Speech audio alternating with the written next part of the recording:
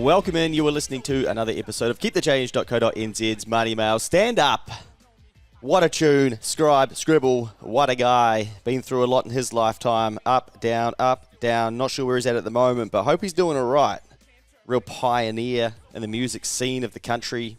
Hard to not know who Scribble is.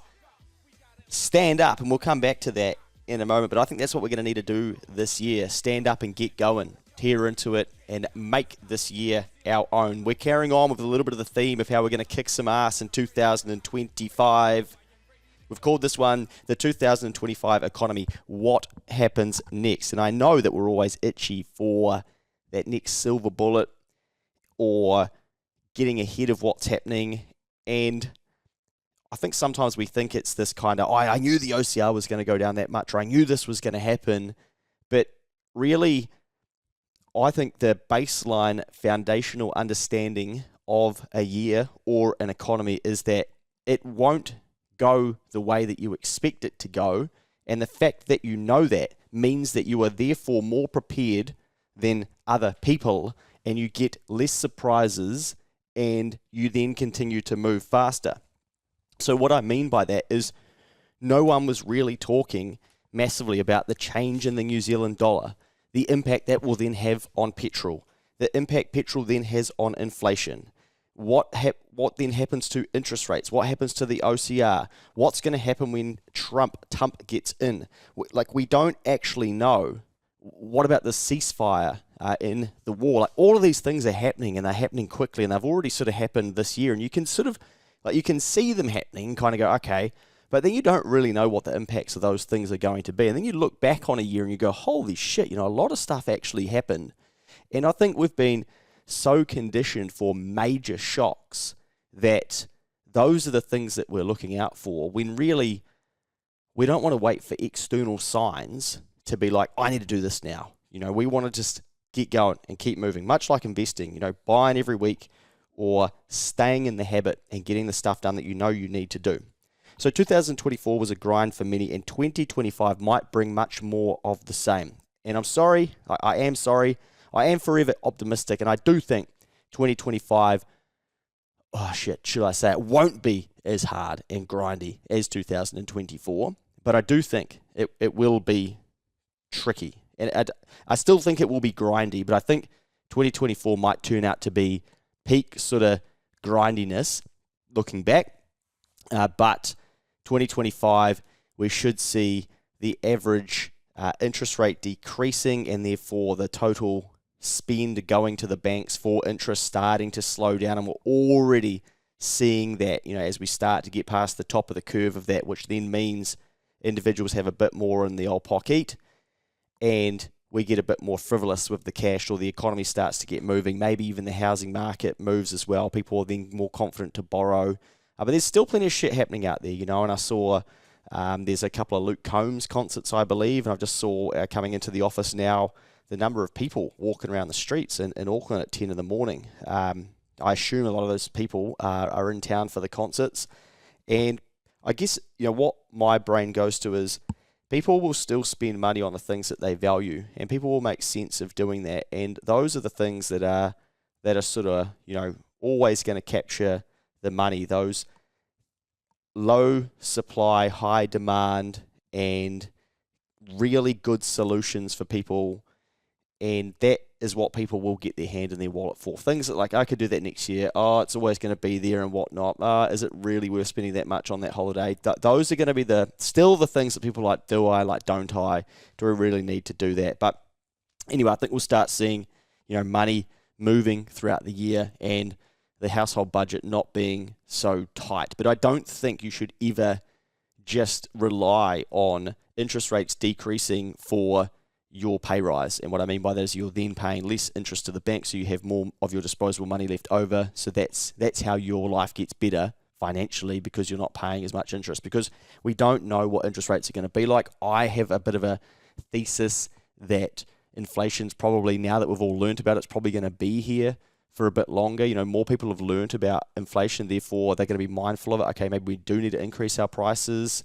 Maybe I do need to ask for pay rises, and we've learnt we haven't had a high inflation environment for some time. So to get so many people educated then there has to be a flow-on effect for that, and business owners will be more aware of increasing their prices and protecting their margins and understanding how inflation erodes into it. You're more aware of OCR rates, of interest rates, and of inflation throughout the year and costs going up, and therefore what to talk about at a pay rise and what to be mindful of, and also adding value in order to achieve that.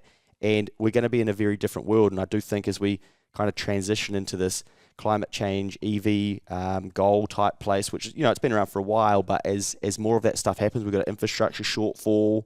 There's always high margins in a lot of the stuff that the government does, and I don't know what that's about, but I have countless conversations with people who, this is probably opens a can of worms, but they'll tender for a job and council or government, and I'll say to them, it's like good margin. Oh yeah, it's probably like the best stuff, eh? Like they're just used to seeing big numbers, so they just sign it off. Awesome, that's your ratepayer cash. But that money then ends up getting, profit, taxed, and then the net is spent into the economy as well. So it still filters through in some way. But if we've got massive infrastructure projects that need to happen, if we just end up agreeing that the country needs to get on with it and move on, then we kind of get out of this rut and we'll stop talking about it, and it'll be forgotten about, much like the pandemic, and it'll be back to like, fucking let's roll, let's build some shit, let's do some shit, let's get people back, let's get people educated, and what are we doing, let's innovate, and that's kind of what the settings of a normal economy in New Zealand seem to be. And all of those things are now going to be more expensive to do, whether it's a waterfront stadium, whether it's finishing off the Christchurch stadium, etc. Things are going to cost more because they just do cost more now. And if we see more natural events, then we're going to have higher insurance costs. We've seen those go up 50% in the last few years, maybe 4 or 5 years, probably fairer. Postage and stuff, travel, we've seen increase in rates as well. Hopefully those don't go up so fast as interest rates decrease, because the councils are carrying debt much like other people are as well. So it's a very different world, and I think you guys are going to be very well educated as to understanding it where other people won't, and people who aren't learning about this stuff will just be like, oh, interest rates are coming down epic, like everything's going to go back to what it used to be like. Shit, have I got a warning for them? And you will understand that, but they will be left wondering, what the hell? What's going on here? How come it's not like it used to be? We went through a very long time of interest rates decreasing and life being pretty stable economically, etc. And I think she's going to be choppy and expensive out there. And I'm going to continue to try and bring you people and knowledge to help you stay ahead of that and inspire you to make changes that you can be in control of, so that you can help yourself, your family, your communities, and other people around you. And if people don't want to get on board with that, that's not really for us to judge. That's for them to get to their moment where they go, fuck it, I need to do something about this, and maybe they never will. But help those who do want to be helped, but be careful wasting your time and your energy on those who do not want to be helped in all areas of your life. It will drain you.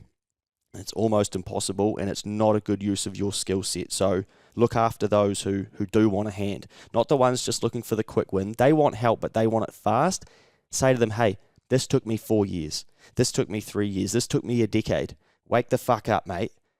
Or whoever it is, and give them some reality of what it actually takes to change your life, or to improve, or to learn, or to innovate, or to invest, or to hire, or whatever it is that you'll get through your career, move from one role to the other, etc. Give them some reality. This quick win bullshit, it's not here. Like, we're not going to be seeing that stuff.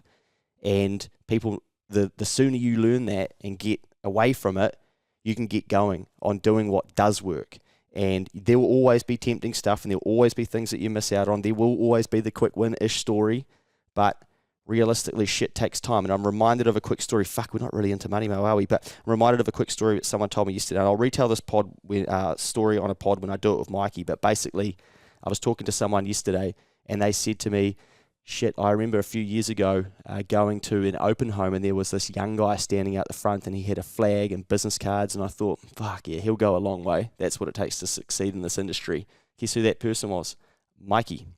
And I sent a message to him and was telling him the story, and he just replied, overnight success, brother, don't you forget it. So people think that, everything just happens quickly and don't see the work that goes on. Your life, Mikey's life, my life, everybody, athletes, people on the rich list, whoever, even politicians and stuff, that some of these people we may despise, like, they don't just It doesn't just happen. There's shit that goes on behind it. So try and teach your friends and whatnot that do want to be helped, how it does take time, but go on the journey, and it's so worthwhile. Anyway, I know that everyone is hoping for a better year and excited about it, and that hopefully it all just changes and changes quickly, but I'm more realistic to how slow an economy actually turns. So whilst the challenges are real that we've just spoken about, so too are the opportunities, and I always believe that no matter what the market is like. If you're willing to tune out the noise, focus on what you can control, and keep showing up, that is what we do around here as well, and that's what we've been talking about over the last couple of weeks as well. The opportunities will be there for you, I promise you. So warning one is don't buy the quick fix narrative. Interest rates may be trending down, but they won't magically fix the economy. It takes time, just like it took time to really burn the economy on the way up and see peak sort of hurt. We're going to then go down the other side, and it happens slowly as well. So it won't be happening quickly, and it will take time for people to have extra money in their pocket and then the confidence to spend it as well. Now, some people who have put their wallets away over the last couple of years, when they come out of hibernation, they're going to notice the cost increases as well, and they're going to have to grapple with, shit, is it worth spending that anymore, which is kind of what I was touching on at the top. So they're going to notice the cost increases around their activities, their hobbies, and they may even, put those further on the back burner. They've currently been on the back burner. They're going to go, is it actually worth it? So don't be surprised as well to see people focus on clearing debt after being burnt by higher interest rates. So I think as interest rates come down, people might have a bit more disposable because they're not having to pay as much in interest, but they might go, you know what, we're going to keep our repayments the same. We're going to clear this debt faster. We've learned about this. I had no idea about higher interest rates prior to this, but now I do. Fuck this. We're clearing some debt. So don't be surprised to see more of that. And I know a lot of you will probably be thinking about that too. So realistically, the economy needs people borrowing and spending more for sort of growth to happen, and then innovating and doing things and hiring and whatnot. And there's a number of things that grow an economy, right? But if people aren't, if we're not creating credit because people don't have the confidence to, then it starts to grind pretty slowly. I think we'll still see a fair bit of that. And remember too that, many people are still locked into higher mortgage rates, or they're still going from sort of 3s to 5s or 4s to 5s and stuff. And as the average rate decreases across all of the debt, then I think we start to come down the other side. I think that's already happening. But in the background too, remember we've got $8 billion of overdue taxes for business owners. That's probably 9 or 10 billion now. I wouldn't be surprised if it's 9-ish. And there's going to be tighter budgets as well. The IRD have come back with a vengeance in January, and they've put more people into liquidation, which basically means, no, you owe us money, we're stopping you from trading. So they basically request that business no longer can carry on. I told you at the back end of last year, you need to be aware of this, that you could be working in a firm that could be liquidated, and just be mindful, just be on your toes and just look out for warning signs and just have your downside covered. Shit, I'm watching a giant crane move a giant skip bin through the middle of the Auckland skyline. Construction working hard on a Saturday by the looks. I think the uni might be building something. Again, they don't do that without access to credit, I would imagine, but that employs people. That skip bin company, they now get paid because the university have the confidence to build that building. If they don't, or if they don't have the settings in order to allow them to do that, then the economy slows down even more. Who employs those contractors? Does the bin company get the job? What happens with that crane? Does it sit idle, etc.? So again, a lot of things require credit to be used in order to do projects, and then that credit flows through into all the different parts. So hopefully you've started to learn or start to see a little bit more of that as you've noticed the economy changing over the last few years. So when I was early days coming to Auckland, someone said to me one of the good indicators of how the economy is going in Auckland is to see how many cranes are in the sky. But yeah, I think that's like a little bit of it makes a lot of sense, but I think it's a bit of a, I would say a wives' tale, but might not be the best indicator because you might have a flurry of all sorts of different shit needing to be done. But anyway, if they're moving on Saturdays, they want that project to keep going. But I look at that and think, how does that university make sense of building that building? Probably working to a long-term strategy. Okay, what's my long-term strategy? Do I have one? Yes, I do. Do you? I can see someone walking on the construction site as I look.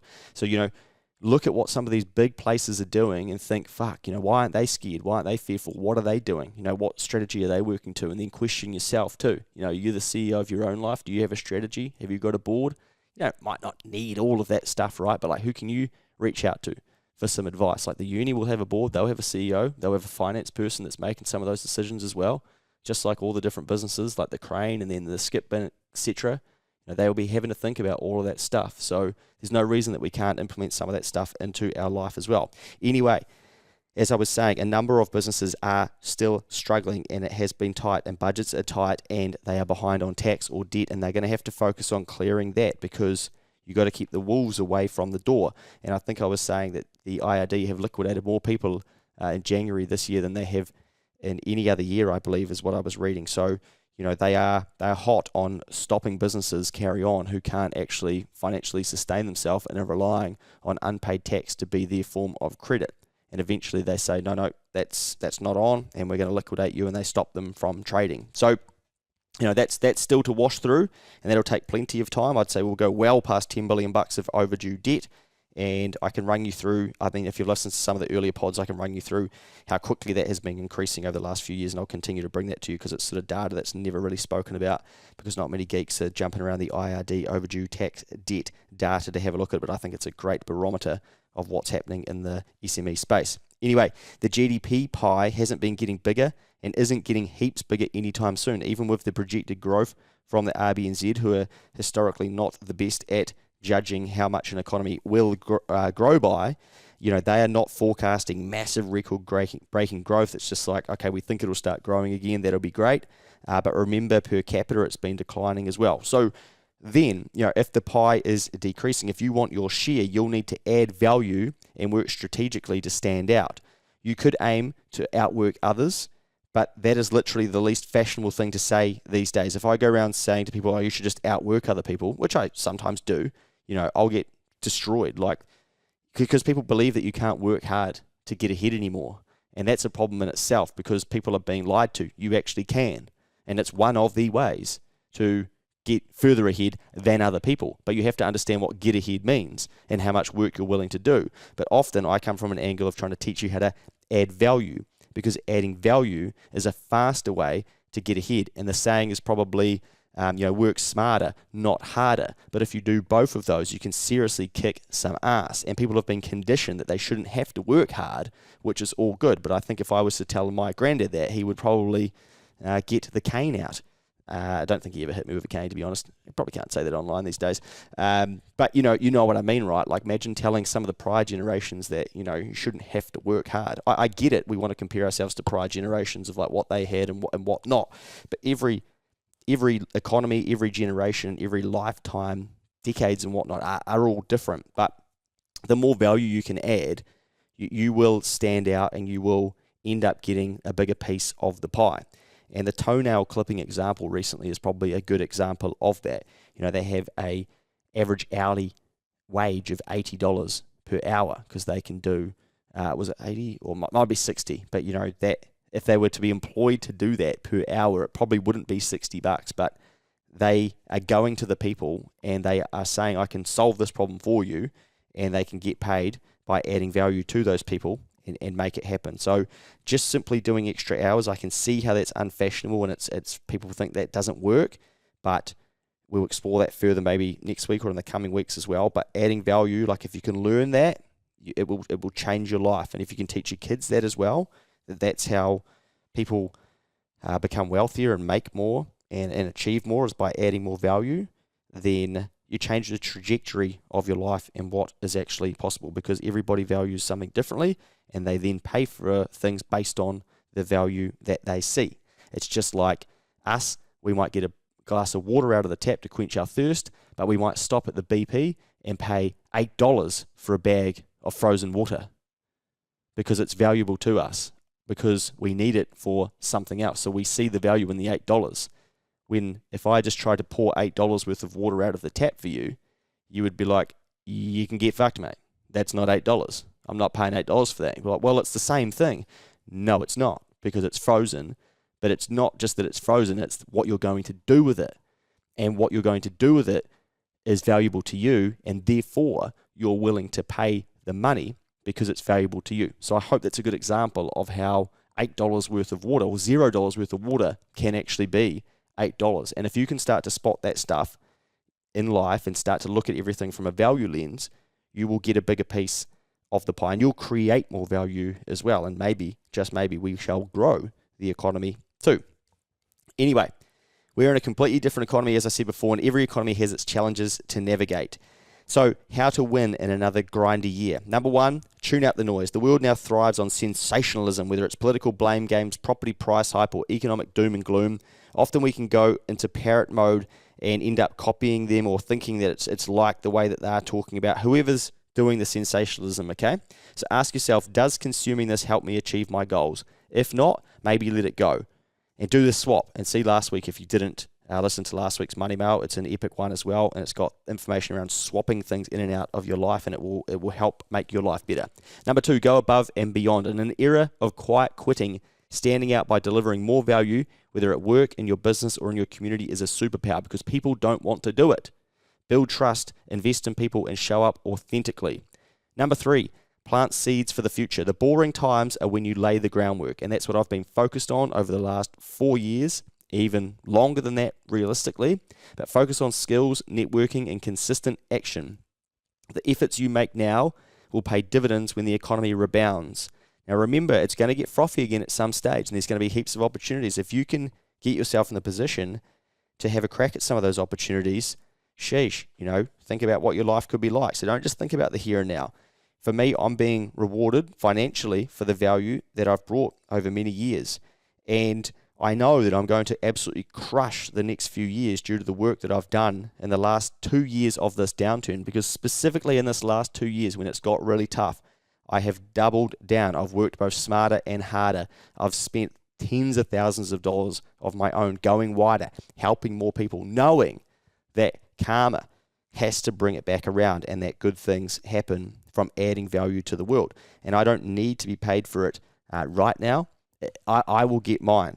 And I've actually been thinking recently about just being very deliberate with some of the opportunities, and it's only the 18th of January, and some of the things that I've been asked to do this year already, it's amazing to have those opportunities, but it's almost a sense of shit, like what else is going to be coming? As the economy starts to get better, and as the year goes, and as the seeds that I've planted, as they start to bear fruit, what do I want to take off of the tree? So trust me, planting value seeds will change your life. They pay big dividends in the future. How about this for a mindset shift that you may need? For 2025, the key to a big year isn't waiting for external signs like lower interest rates or rising house prices. It's actually more about acting now. Get going. And I'm constantly trying to encourage you guys to think about this. Whether you're launching a side hustle, advancing your career, or investing in your personal growth, the habits you build along the way will make you unstoppable in the future. So start them now. Don't wait for some news article in August to be like, the economy's doing really well. And you're like, fuck, what am I better get going. Get going now and get a jump on the people who live like that. Don't wait for the external sign. If you know you need to do something, or if you know you want to change your life, start it. Start doing it now. Make 2000, I've actually missed one of my great lines here. And maybe this is when you'll be rewarded as well in the future. And that's okay. So what I'm saying there is, get going now, and maybe next year is the year you get rewarded for the foundational work that you do this year. And it's okay. Be patient, but know that if you're doing valuable shit and good shit this year, it will come back around. And people will then wonder, how did you do it? And you'll be sitting there wondering, why didn't you do it? Okay? So think about that. They'll be wondering how you did it, and you'll be wondering why they didn't. Make 2025 the year of ownership. We are deep in a blame, excuse, deny territory now. We know that deep down, blaming the economy, politicians, privilege, or unfortunate circumstances won't change our lives. It just doesn't. And people can argue for days and hours and weeks, and all the shit should be different, if only this and whatnot. But it's not. So what are you going to do? How long are you going to stay there for? And why are you telling everyone?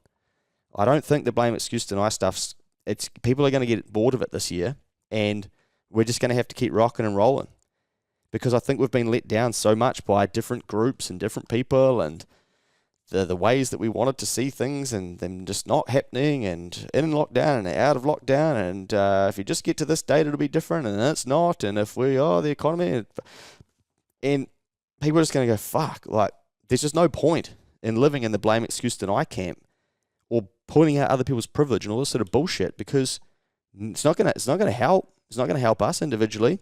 So why not focus on gratitude and resourcefulness, what you do have? And I'm constantly sharing messages from people in the Keep the Change community that are showing how resourceful they are.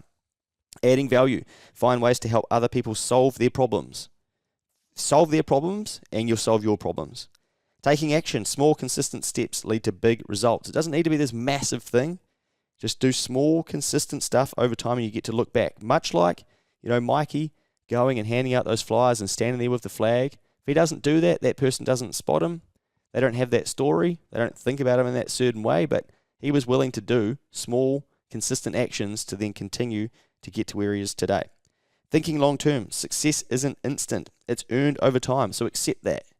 We don't just go into a new year and be like, wicked, 2025 is going to be way better. I should just be successful now. You've got to go on the journey. Go down the path. And you've got to earn it. And accept that you've got to earn it. And that's all good. And that's why many people won't, because they can't accept that they have to do the work or add the value or help the people, provide the solutions, or master themselves, learn more. They're not willing to do that. And they're just looking at you being like, how'd you do it? You're like, well, fuck. How are you not? How are you not figuring this stuff out? But that's, when they're ready, that's on them. So while others are stuck in blame, excuse, deny, you can move forward. The faster you get out of that chapter, the better. And look back at that chapter too and be like, shit, man, I used to live there. I used to think like that. And imagine what my life would be like if I still did. You got to practice not doing that. Here's a quick story to inspire you, which you may be familiar with. The recent reader messaged in who was keen for a bit of extra money and decided to start a simple window cleaning offer. In just 1 week, they had nearly $1,000 of work locked in. That's the power of all of this shit tied together. Like not waiting for a sign. They've just gone out and they've looked to solve a problem, add value to people's lives. Would you like me to clean your windows? Resourcefulness with the tools and the equipment that they do have, and then taking action. It basically wraps it all up. They get to the point where I'm going to go knock on some doors and say, would you like me to clean your windows? It's going to cost X, Y, Z. And they use the equipment that they've got. They're being resourceful. They're taking action and they're adding value. And within a week, it's like they've got $1,000 worth of work. $1,000. Just like that. It's not that hard. It is not that hard. You've been led to believe that it's hard, or you've been led to think that you shouldn't have to do it. And whatever. That's all good. Like you can get stuck in the I shouldn't have to do it. I don't think I should have to do heaps of shit. But I still do it. Really don't want to brush my teeth. It's fucking annoying. But you got to do it because it ends up costing you. You got to floss here. Oh, why? Design me a toothbrush that sort of flosses at the same time or something. Why do I have to do this shit? So unfair. So unfair. Why did God make my teeth like that? And for those that don't believe in God or whatever, be like, why couldn't they design us a bit better? There's so much shit that we wish we didn't have to do, and suck it up because no one cares. And you got to get it done. So if you believe that you shouldn't have to do it, well, just think why. Like, where did you learn that? Why do you think you shouldn't have to do it? And how do other people make sense of doing it? And if you don't think you should have to do it, get bigger problems. Solve bigger problems for other people. Well, it's not about you. If you shouldn't have to do it, well then why don't you go and try and do something so big that you can help your community, help the country? Then you're going to have to solve bigger problems. Then you're going to have to, you can't be like, why should I have to? Well, fuck. Maybe you don't have to. If you want to live there, but if you want to live over here, if you want to live this big, if you want to help that many people, etc., suck it up. Now you have to. You don't have to think anymore about why should you have to, because you have to. You actually have to do it in order to make it happen. So set bigger goals to force you to stop thinking like that. Now this person who's got the $1,000 worth of work, you might think, well, it's $1,000, like, what's that going to do in this day and age? Or like, whatever. Okay, cool. Or like, hey, have you made $1,000 in a week? No? Yes? Not sure. Don't shit on other people's goals. And who knows what it leads to for them. Could be the stepping stone to $100,000. Could be $1 million business.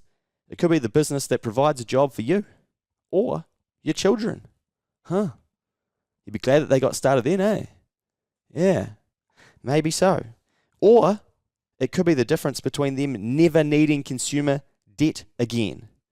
So let's think. This person, before learning the skills to make the $1,000, they have a bit of an issue. Shit, my tyres are going on my car. There's $400. I don't have $400. Answer is buy now, pay later, consumer finance, simple debt. I'll pay it back over time.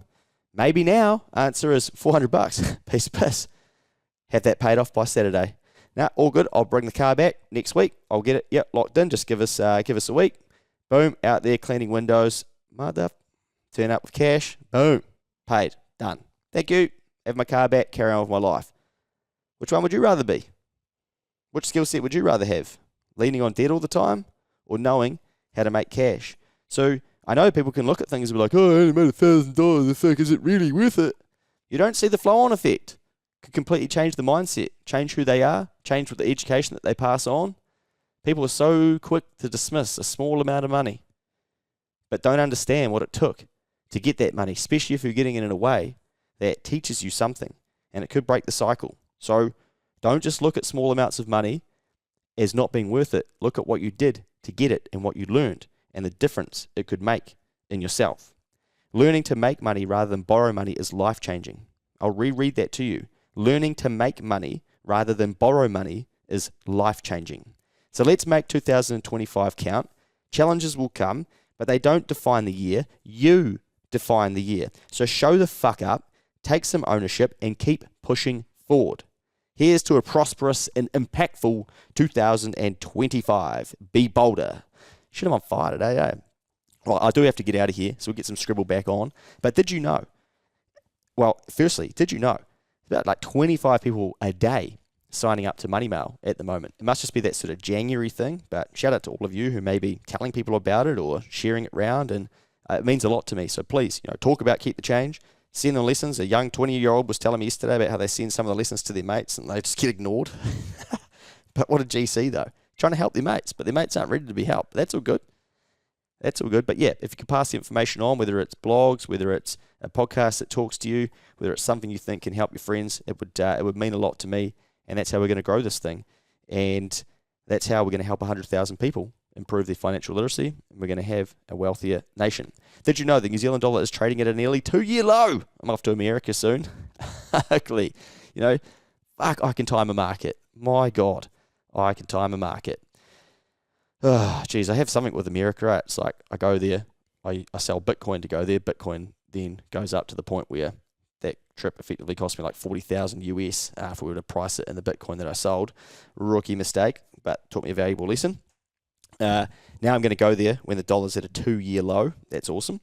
But anyway, you can expect dearer petrol. So basically just to help people understand that then our currency can't buy as much of the US dollar. So when I go and swap my money for US dollars, I get less of it. And we're at a 2-year low.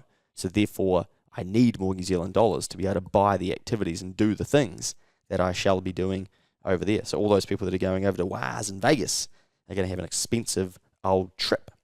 But also, for all of us, we can expect dearer petrol and more expensive imported goods because our New Zealand dollar is buying less. And maybe we should do some content on that in the future. Anyway, be good out there. Let's absolutely annihilate 2025. I can't wait to see the success that you have this year. You deserve it. Or make sure that you deserve it and do the work to deserve it.